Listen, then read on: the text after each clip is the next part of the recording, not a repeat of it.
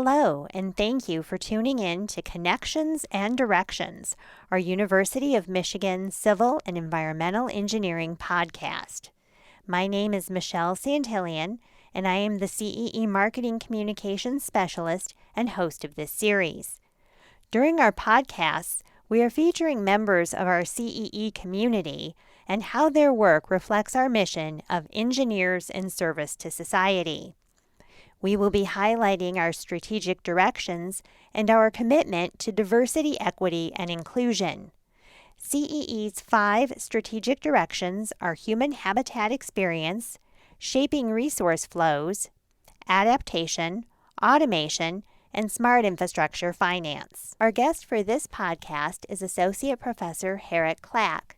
Professor Clack has a Bachelor of Science degree in Aeronautical and Astronautical Engineering from MIT and Master's and PhD degrees in Mechanical Engineering from the University of California, Berkeley.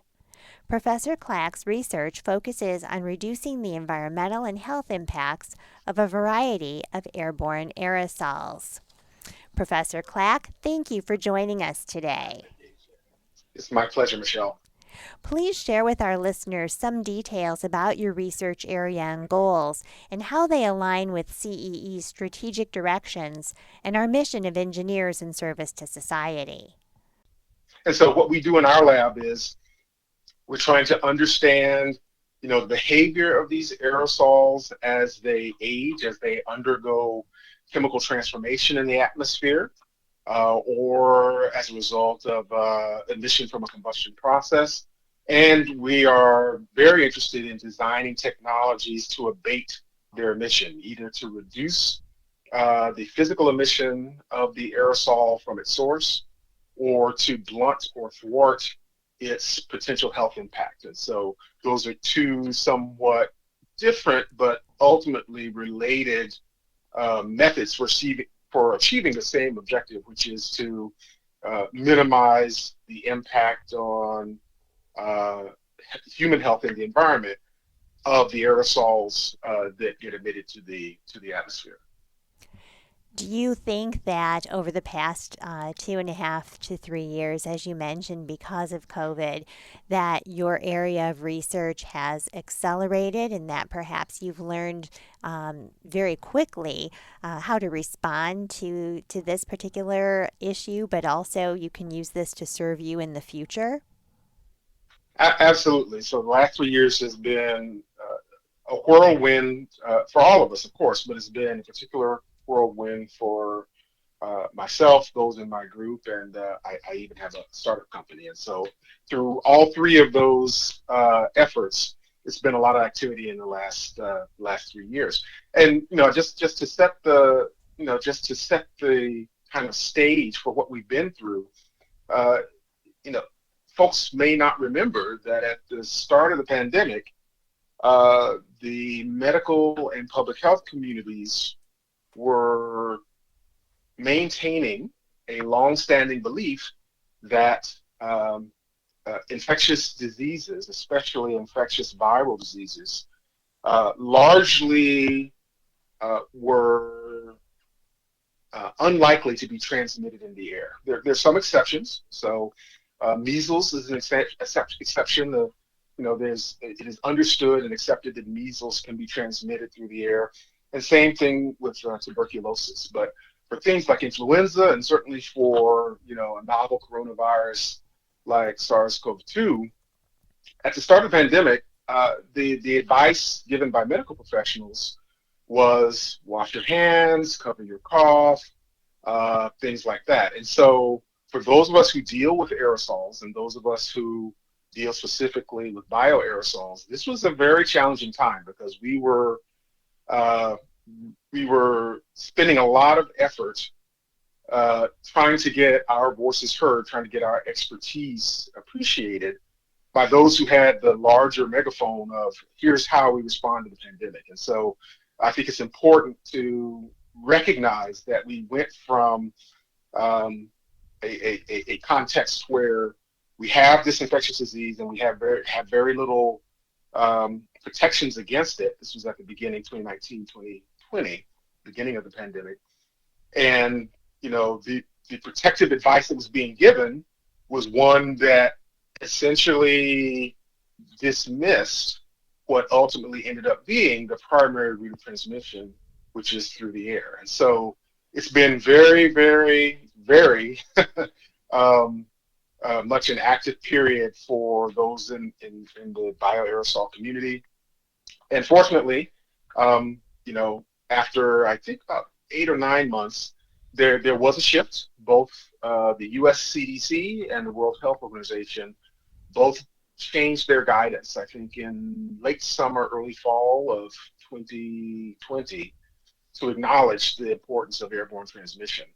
And so that opened the door to things like, well, what does it mean to have a pollutant that's not emitted from a smokestack of a factory or the tailpipe of a truck, but is emitted from your roommate sitting across the dining room table from you, or something like that, or emitted from a parent that is cuddling a child. That's a very, very, very different air quality regime, a very, very different context in which to think about how do you provide protection. So it's been very exciting, to be sure, but it's also important, I think, to just remember that we weren't always this aware of what an aerosol is. We weren't always this appreciative of the challenge of an aerosol pollutant that is not emitted from an industrial process, but is emitted from humans. And I'll just make one additional point.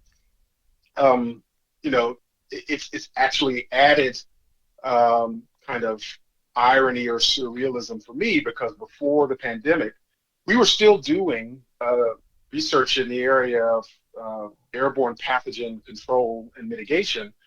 But because before the pandemic, there really wasn't much traction in the area of human diseases, most of the work that we were doing was focused on animal agriculture. So before the pandemic, 2015, 2016, 2017, most of the appreciation for what we were doing came from pig farmers and chicken farmers, because whereas, medical professionals, public health professionals at that time generally did not see influenza or COVID as being a threat through the air, pig farms and chicken farms absolutely understood that their livestock were at risk from airborne diseases, airborne infectious diseases that could be transmitted into their barns through their ventilation air. So it's just very poignant for me that ultimately the appreciation for what we do started out not in saving humanity, but in saving pigs and chickens. How specifically do you bring strategic directions into your research and your teaching, and what strategic direction or directions would you say most applies in your situation? Yeah, so the work that I do is primarily relating to air quality, both indoor air and outdoor air. And in general, as a department, we've put that into the human habitat strategic direction. And so it's optimizing the design of places where humans will live, and that includes both terrestrially on Earth as well as even space exploration. And so designing, optimizing, measuring, characterizing air quality in these spaces has always been important. Traditionally, those measurements and those air quality standards have been based on chemical air contaminants. And, as the last 3 years has shown, there is a risk now that we have a new appreciation for from biological air contaminants. And there are no standards for that for a number of reasons, not the least being that each one of us could be a source of a biological air contaminant. So how do you regulate another human being, right? So there's a need for a reconsideration of how we approach air quality when regulation is likely not going to be a solution, but the outcomes of exposure can be quite severe, as we saw from the COVID pandemic. In terms of, was the other part of the question in the classroom? Yes, in the classroom also. Yes, so I teach primarily two courses. One is undergraduate thermodynamics, and the other is a graduate course in air quality engineering.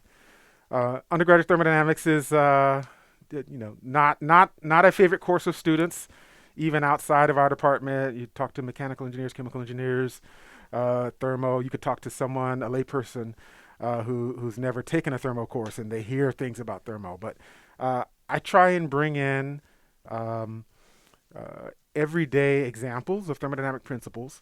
And, there are times when my just being in the classroom can be an element where I can highlight DEI. So, for example, there's a principle in thermodynamics called a phase diagram.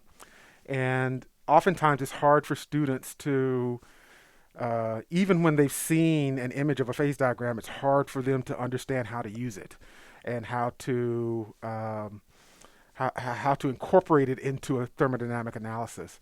And one of the strategies for being successful at that is first knowing where you are on the phase diagram. So you can't. The analogy would be like using an old-fashioned map.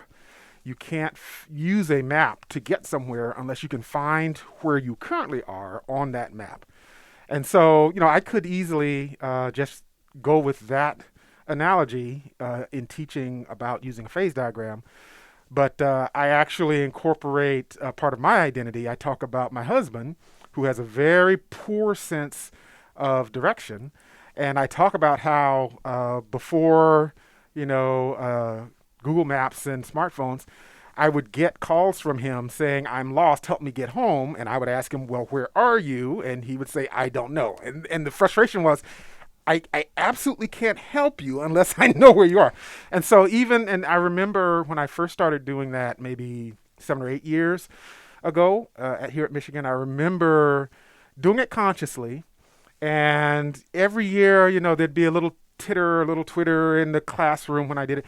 And it's interesting to see now that that doesn't happen anymore, right? So I can make that analogy. I can, refer to my husband, and there's no reaction from the students at all. And so I appreciate that. So now maybe I have to find another way to incorporate DEI into the course. In the graduate course, it's a little easier, partly because things like awareness of environmental justice issues means that students already come to the course thinking about neighborhoods predominantly populated by either low-income families or black and brown families, and those neighborhoods disproportionately tend to be the places where heavy industry is placed, where heavy polluters are placed. And then that added environmental burden on those neighborhoods just because they happen to be low income or some other circumstances. So we have conversations about that, especially again in the graduate course. We have the flexibility. I have the flexibility of having students do term projects. And we talk about, okay, well, you certainly could do for air quality, you could do a term project where you design this air pollution control device, but you could also do a term project where you examine an environmental justice issue involving air pollution around, let's say, the Marathon refinery in southwest Detroit. Or you could do an environmental justice issue around like Cancer Alley in Louisiana along the Mississippi River. And so it's much easier in an advanced course where you've moved beyond fundamental principles and now you're going into applications, you're going into risk analysis, you're going into the actual implications of what environmental exposures have, and you can bring in these real world scenarios. So it's much easier in a graduate course than it is an undergraduate course. Uh-huh. And then likewise, how does that influence some of your direct research when you're looking at the DEI issues, as you mentioned, with environmental justice and the issues that involves? Yeah, so most of my research now has been in last 5 or 10 years has been on bioaerosols or airborne pathogens.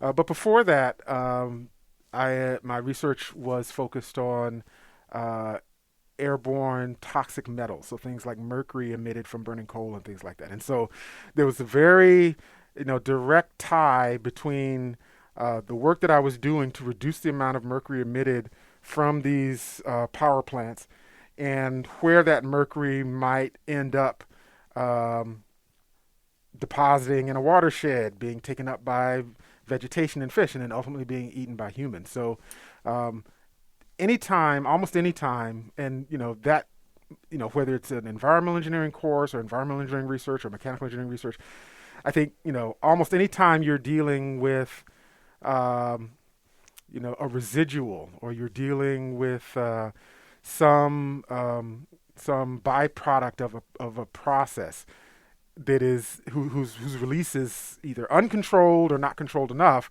you have these issues. And so it's been uh, taking into account where these exposures occur, whether it's talking about um, toxic metals or whether it's talking about pathogens, where these exposures occur.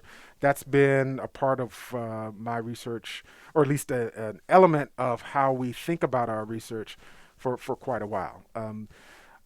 It isn't the core of what we do. So there are researchers who, for example, measure exposures to toxic metals around certain sources of, we're more, I would say maybe in the trenches. We're trying to design the technologies that prevent the release of those pollutants in the first place, as opposed to measuring the concentration and the ultimate exposure of the pollutant once it gets out into the environment. So we're trying to prevent the exposure altogether. Okay, that sounds great. Is there anything else that you would like to add? Yeah, I mean, it's been a really interesting transition for me. The core of my research has always been around aerosols. Initially, it started out as aerosols produced from combustion, and now more recently, it's biological aerosols, viruses, and bacteria. But to me, the takeaway message is, once you have kind of a core set of skills, a core understanding, a core area of engineering that you're really quite proficient at, you can take that and you can apply it to a lot of different needs, right? So, I went from coal combustion to COVID, and it was more or less seamless, right? They're very different things, but the aerosol principles are still the same. So I would encourage students to, when they're looking at, courses to take or careers to pursue or majors, try and find or try and identify that thing that they think likely will be their core skill set. And then wherever and whatever department they happen to be in, try and build that up. It doesn't have to be environmental engineering that is looking at, biological aerosols, viruses, and bacteria. It could be mechanical engineers, chemical engineers, aerosol scientists, public health researchers, epidemiologists. It doesn't matter as long as you're good at what you do and that core skill set. That's a great way to end on the interview. Thank you so much. Thank you.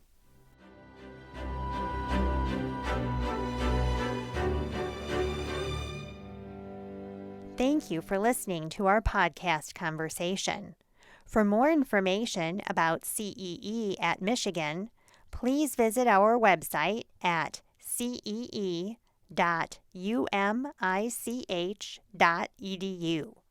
You can also reach our YouTube channel and Facebook, Twitter, Instagram, and LinkedIn pages from our website.